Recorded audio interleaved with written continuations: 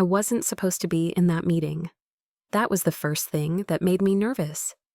Big meetings like that, polished shoes, cold coffee, senior managers who only remembered your name when you fixed their Excel crash were never my space. I was always the back-end girl, the one they emailed at 10 p.m., with vague requests like, "Can you clean this dataset for tomorrow?" No please, no follow-up, just expectation. You'd think after 3 years I'd be used to it. I wasn't. I got my job not because I had a flashy degree. I didn't go to Stanford, MIT, or any of those magical places on their LinkedIn profiles, but because I taught myself to code during overnight shifts at a diner. It took me 2 years to go from writing messy JavaScript to building clean Python workflows. The HR lady called me a gutsy hire. That was her word, gutsy. And for a while, I thought that was enough. I thought if I worked harder, showed up early, took on the ugly tasks, debugging legacy code writing documentation, no one read they'd see me. But that's the thing about being invisible. People get comfortable not seeing you. Jason, my boss, wasn't always dismissive. In the early days, he liked to joke that I was the only developer he trusted who understood people. He once told me, half laughing, "You're like a dev with a customer service heart. That's rare. Weird, but rare." I laughed too. Back then, I wanted to believe that was a compliment. So when I came up with the idea, the tool that could change the way our customer service worked, I thought maybe this was my way in. It wasn't revolutionary. I didn't think I was building the next Google, but it was smart. A lightweight AI-powered triage system that would categorize support tickets, pull relevant response templates, and route issues to the right departments. Reduce overload. Cut average response time by 38% based on my early model. I even ran A/B simulations with dummy data. I didn't tell anyone at work at first. I worked on it after hours, mostly in my tiny kitchen with too much caffeine and not enough ventilation. I wanted it to be real before I opened my mouth. I didn't want to pitch hope, I wanted to pitch results. When I finally asked to be added to the upcoming product strategy meeting, Jason raised an eyebrow. Why he asked? I told him I had something he might want to see. I watched his face twist like someone trying not to laugh at a bad magic trick. "All right," he shrugged. "You've got 5 minutes, tops." I stayed up the night before tweaking my slides. My boyfriend Liam helped me with the phrasing. He worked in sales, so he knew how to make numbers sound sexy.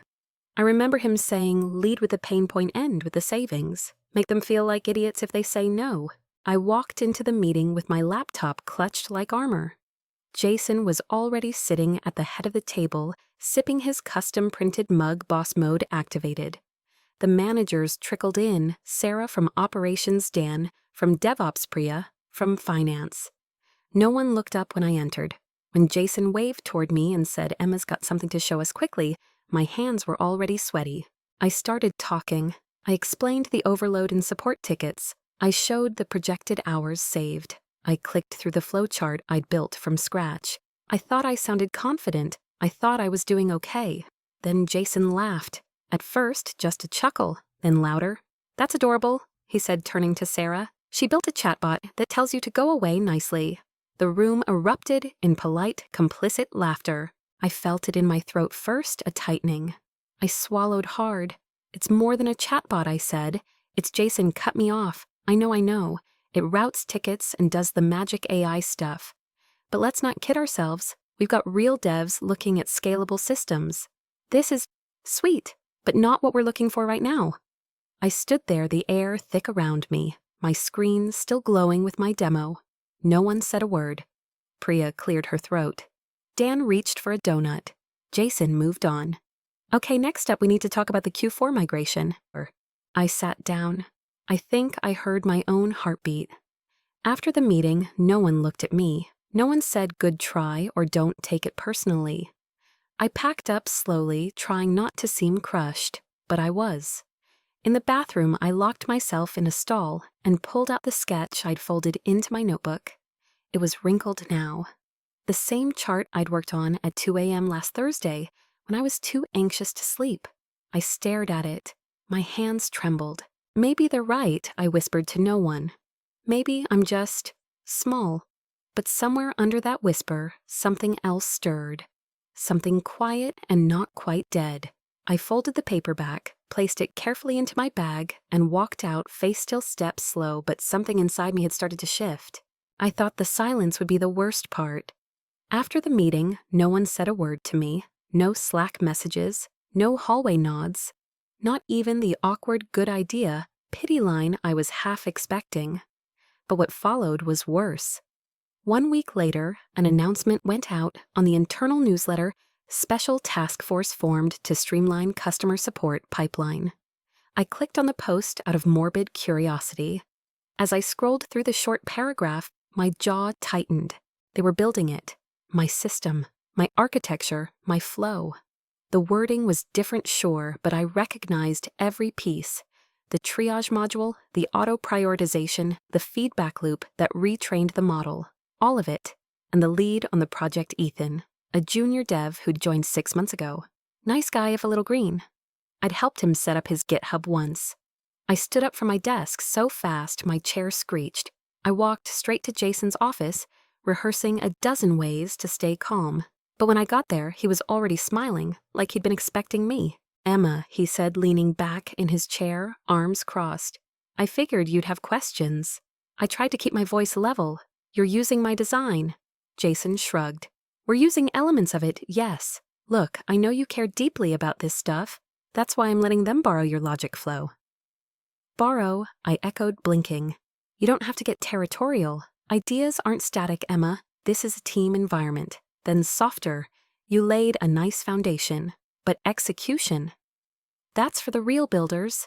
The phrase hit me in the chest like a slow punch. The real builders.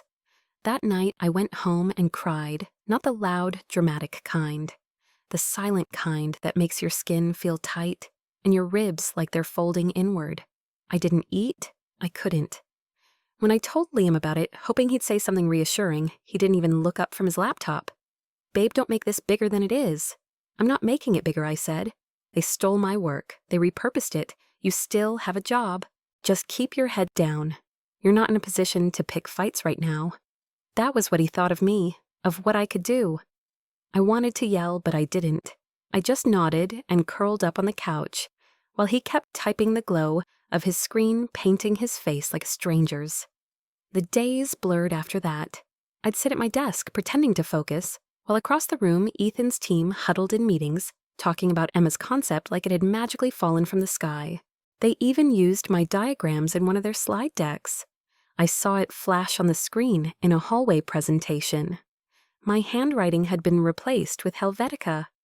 I stopped sleeping properly. My appetite vanished. I started getting these knots in my stomach, twisting so tight I thought I'd be sick. My doctor gave me anti-anxiety meds. I took them, but I hated what they did to me. Made me feel blurry, like I was underwater and watching someone else drown. I went to HR. I showed them the timeline, the emails, the commit logs that proved I'd developed the prototype months ago. They listened politely, took notes, nodded like they were trained to look concerned. Then they told me it was an internal product iteration and that I should be proud to see the team inspired by my initiative. Inspired. That word made me want to scream. Even my so-called work friends started pulling away. Monica, who used to share snacks and gossip with me every afternoon, started dodging my lunch invites.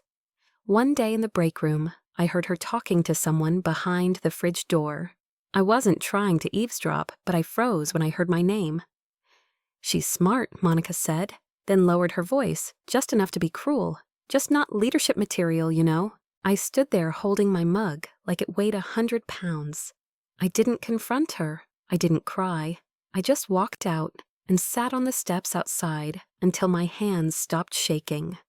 Later that evening, I went to a diner near my apartment, one of those old school places that smelled like burnt coffee and cheap syrup.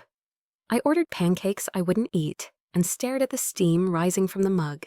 There were so many things I could have done. Blown it all up on Slack, posted about it on LinkedIn, walked out in a blaze of rage. But I didn't, not because I was weak, but because I wasn't ready to be dismissed as emotional. They'd already taken my idea. I wasn't going to let them take my voice. I pulled my sketchbook out of my bag and flipped to the first page, the original flow, my flow. I traced my finger along the boxes and arrows, and for the first time in weeks, I didn't feel ashamed. They hadn't seen me as a threat. That was their first mistake. I didn't expect an apology, but I also didn't expect an invitation. The email popped into my inbox like a slap.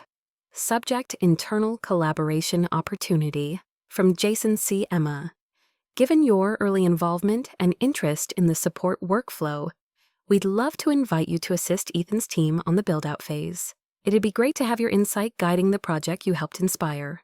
Inspire, that word again, like I'd been some wandering muse in a hallway who accidentally whispered an idea into the right ears. I didn't respond. I stared at the screen for a long time, bile rising in my throat. My hands hovered over the keyboard, aching to write something cruel, something unforgettable. But I didn't, because if I learned anything from watching people like Jason, it was this: power doesn't need to shout.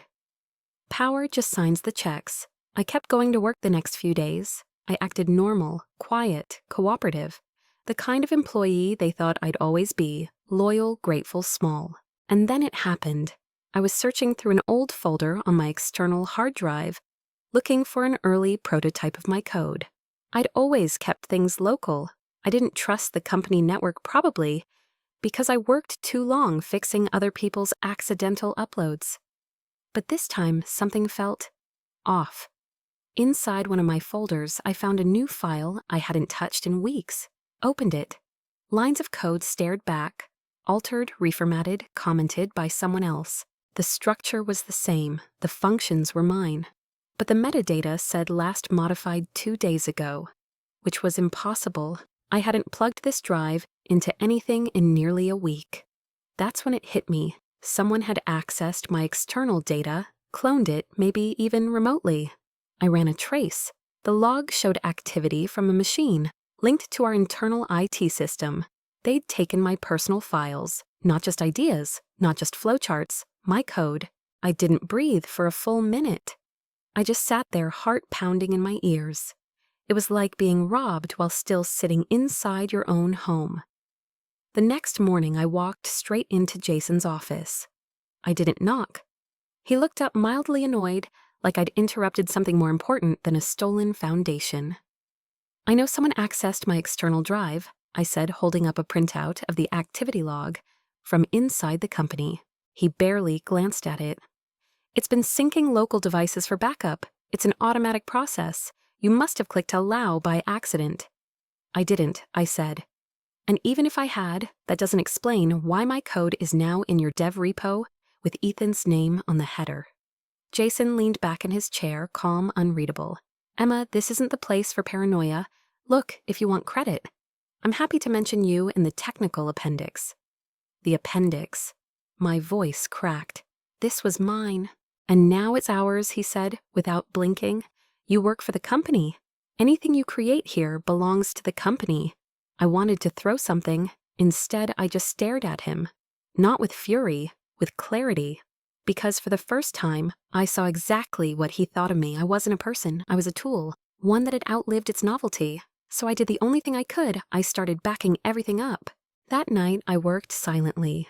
I downloaded my original commits timestamps version, logs backups of every Slack message, where I discussed the idea with him, including the one where he said, "Sounds cute, but too small for us."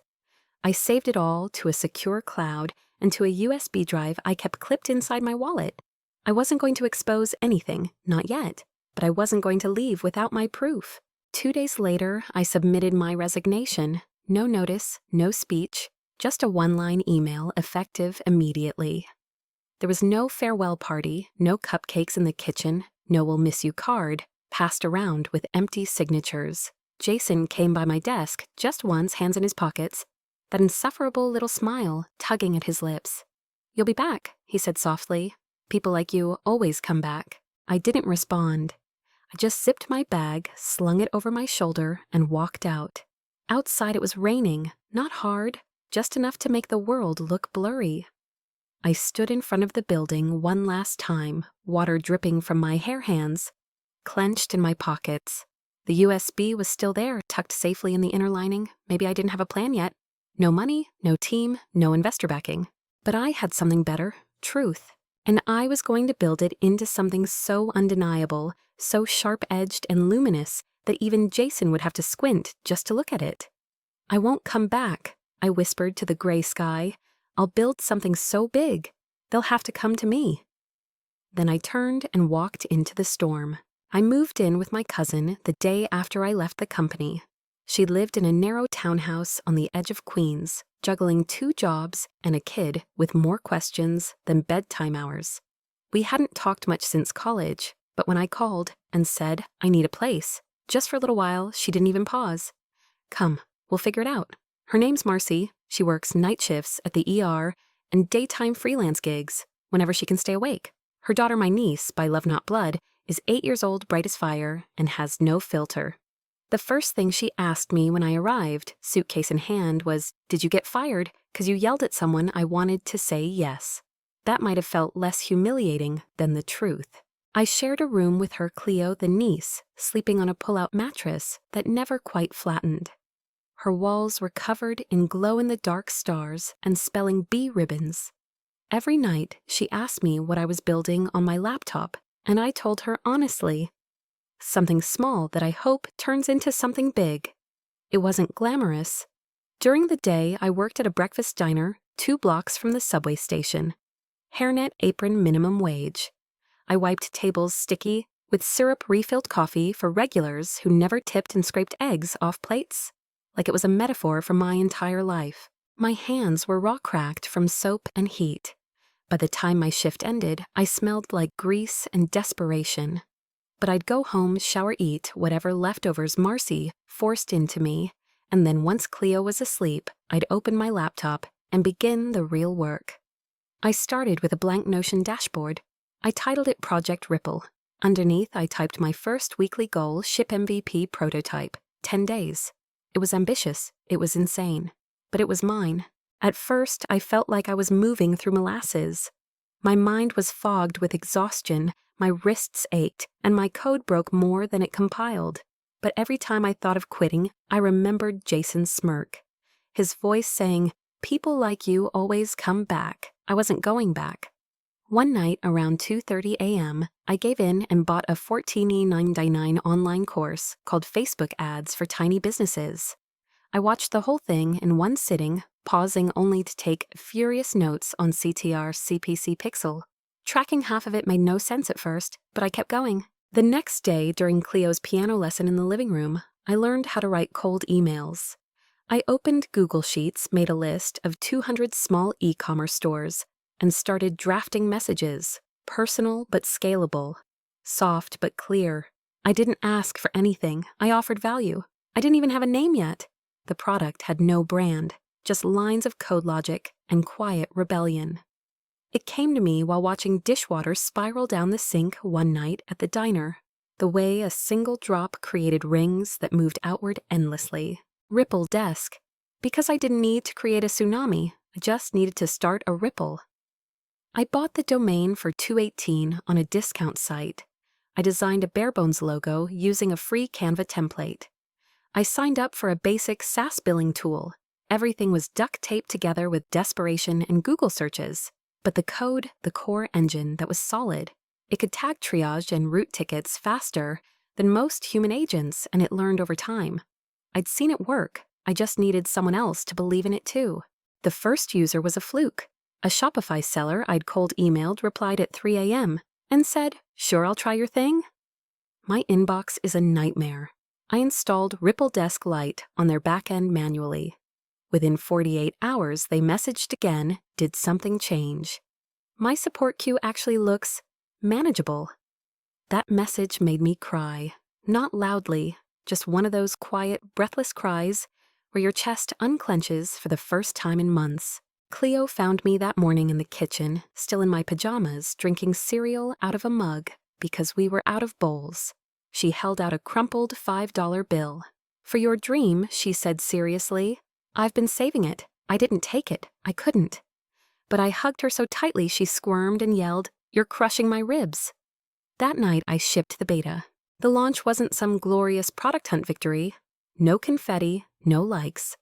Just an email to my growing list of 28 early signups, a bare-bones landing page, and a tired woman holding her breath. But it was real. Ripple Desk existed.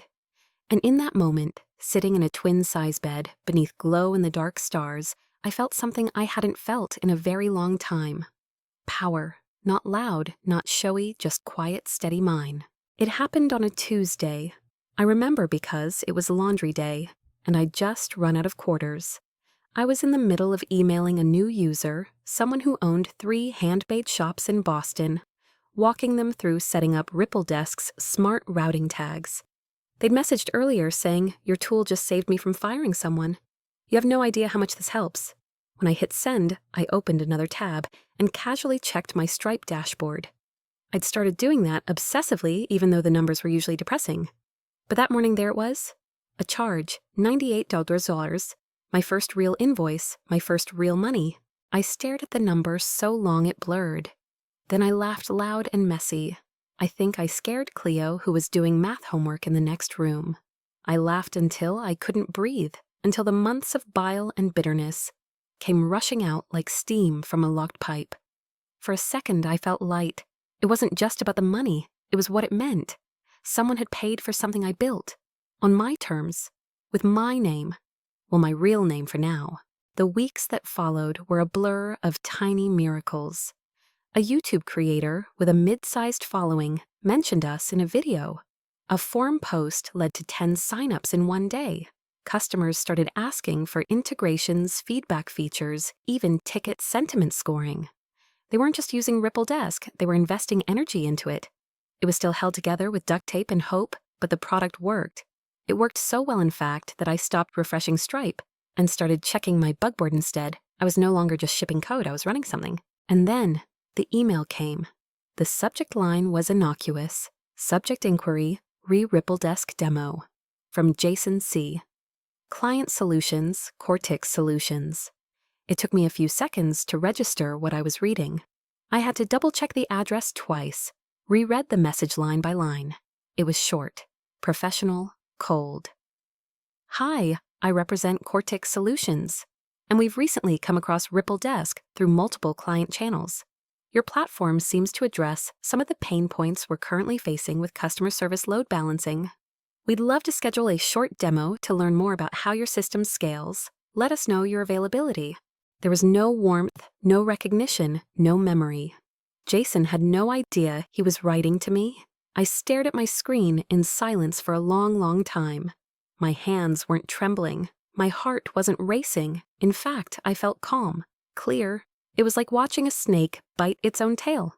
I didn't reply right away. I didn't gloat. I didn't scream. Instead, I opened a new Notion page and titled it Operation Ava.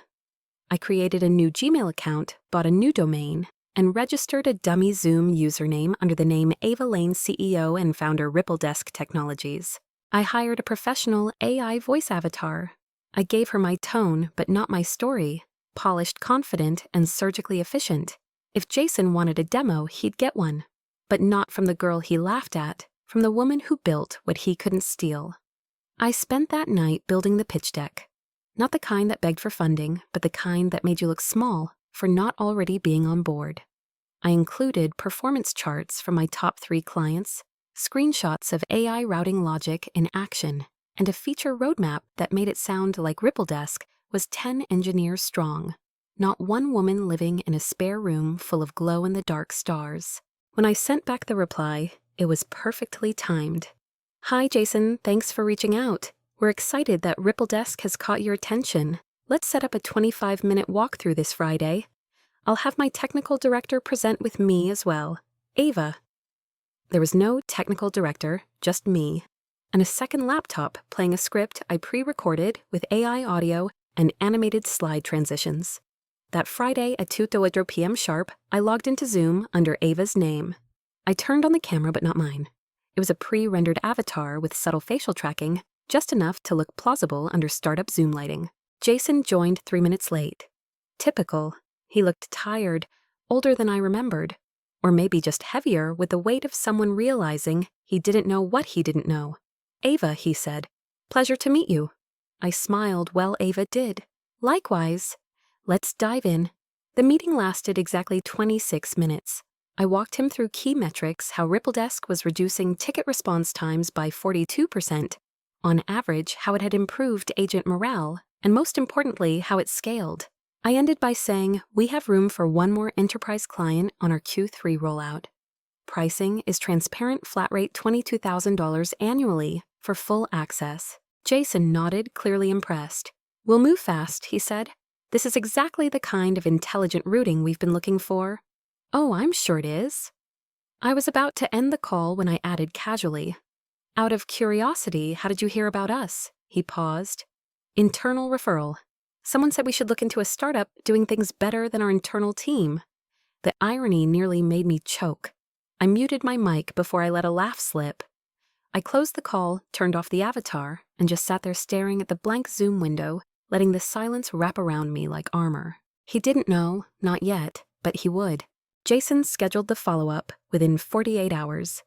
It was clear he thought this was his next win, a smart pivot, a clever acquisition of someone else's innovation to fix what his internal team had quietly fumbled. He sent a calendar invite with the subject line RippleDesk Integration Proposal, Executive Roundtable. Ava Lane, my alter ego, was officially on his calendar now. I rewatched the AI avatar's delivery 10 times before the meeting. She was steady, precise, confident, but not arrogant. I'd fine-tuned her cadence to fall just outside of my natural rhythm, with a clipped British accent, global consultant, but just out of reach. This time, I had a co-pilot. While a second AI-generated voice, I dubbed Alex, presented and as RippleDesk's technical director. He walked them through the back-end architecture, integration protocols, data security layers. All of it was real, of course. I'd built the bones myself. But having Alex explain it gave the illusion of size, of structure, of momentum. Jason was engaged, too engaged. He leaned forward in his camera window, asking questions about latency, real-time escalation, how we plan to scale with multi-location enterprises. He nodded, scribbled notes, and then said something that almost made me laugh out loud. Ava, I have to say, you've got a CEO's mind. Clear, scalable. You make it look easy. I smiled through Ava. We've spent a lot of time refining the model. Every decision is built to last. At the 30-minute mark, I presented the offer, flat rate enterprise licensing $22,000 annually, no upcharge for onboarding or migration, full support for up to 50 agents. I even threw in an early access discount to sweeten the deal. Not that I needed to. Jason said he'd get sign-off by EOD. I already knew he would. We wrapped the call. He thanked me, I thanked him. We smiled like two strangers who had just shaken on a deal that only one of us truly understood. Then I logged out. I didn't feel triumphant, not yet. The win wasn't real until it was in ink. 3 hours later, the signed agreement came through. There it was, his name, his company, his commitment. Jason had just paid $22,000 to the woman he once told to stick to macros.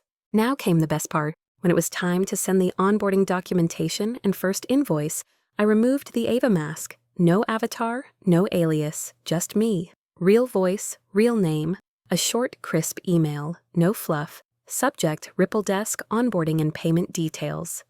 From Emma Lane, CEO, RippleDesk, to Jason C., Cortex Solutions. Jason. Thank you for signing with RippleDesk. Please find attached your official onboarding document and first-year invoice.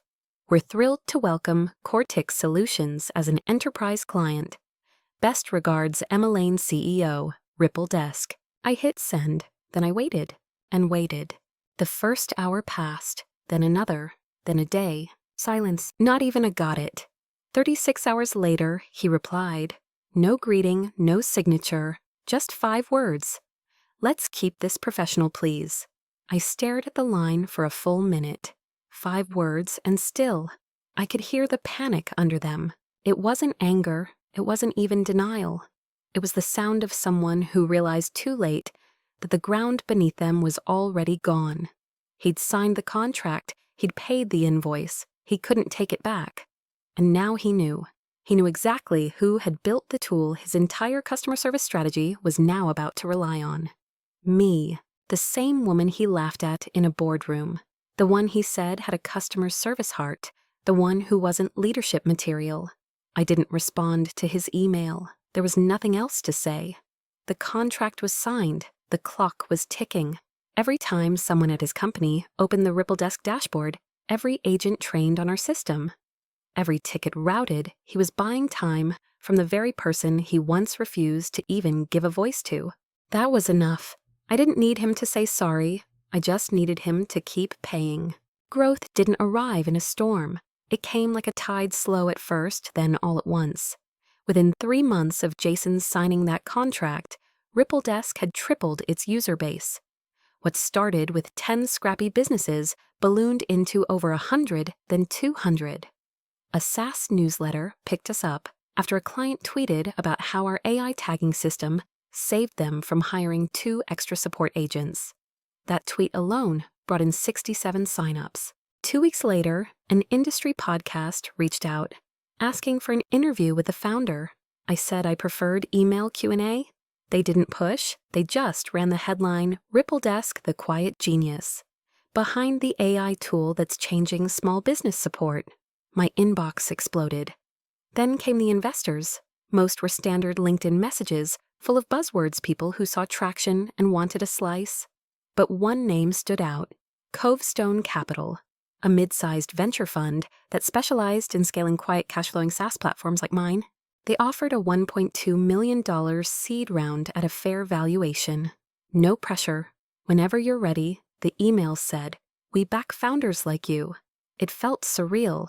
I read that message while eating a reheated egg sandwich at 1 a.m., sitting barefoot on Cleo's bedroom floor, surrounded by Legos and the hum of my aging laptop.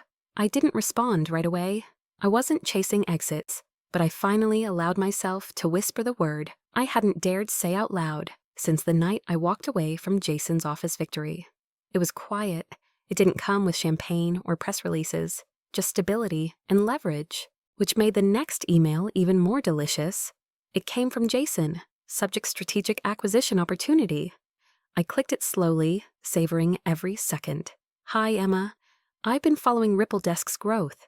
Impressive work, really. Given our history, I think there's potential alignment here. Cortex is looking to bring more tech in-house, and your product already integrates smoothly with our systems. We'd like to discuss acquisitions somewhere in the low 7-figure range. We believe it could be a win-win. Let me know when you're free to talk. No apology, no ownership of what happened. Just a new pitch dressed up in money. I sat back in my chair and read it again. Then I crafted a reply that took me all of 20 seconds to write. Hi, Jason. Thanks for the interest, but there's no need. You're already a client. Best, Emma Lane. I didn't expect a response, and I didn't get one. That door had closed, locked, bricked over. But sometimes the past finds a different way in. A week later, Liam texted me. It had been nearly a year since we spoke. The last time he'd told me not to burn bridges I might need later. Now his tone was warmer, familiar. Hey, Em, saw the article on Ripple Desk. I knew you'd pull it off. Crazy timing. I've actually been looking into startups to invest in.